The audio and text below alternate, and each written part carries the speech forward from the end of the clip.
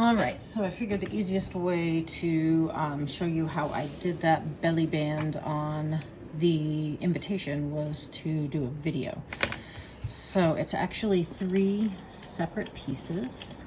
You have the band, the black piece that goes behind the initial piece, and then you have the initial piece.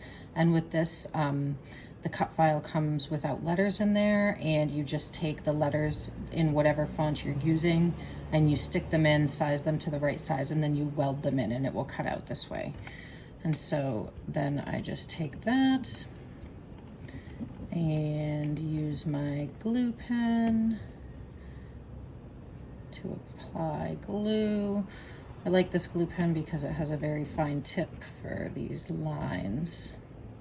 Makes it easy to glue the entire thing down.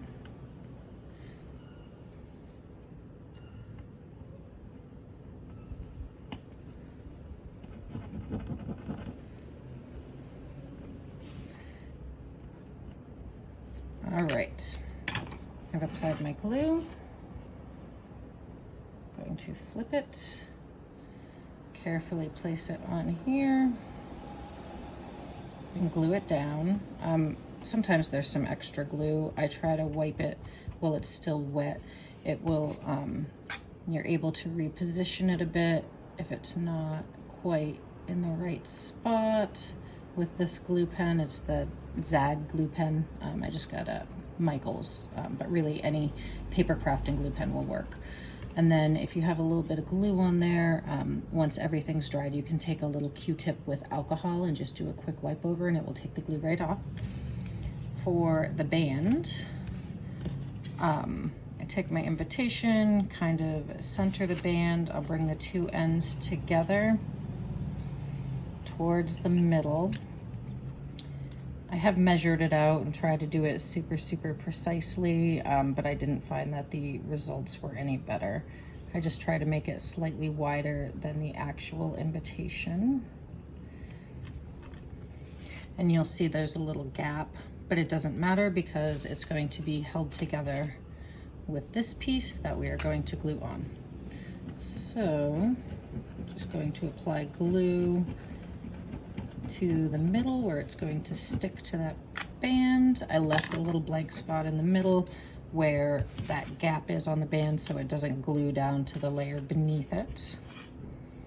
Going to take this, and I will usually put my invitation up above just to make sure that I have this centered with the center of the invitation, because I don't always fold them exactly where the center is. And that looks pretty good. I'm going to slide it slightly to the left, but there it is. And so I'll let that dry. Sometimes these things can curl up a little bit when it's drying, and so I'll take them and I'll put a clipboard or a cutting board, something flat on top, and then I'll put something heavy on top of that, like a cast iron pan, just to keep it nice and flat while it's drying.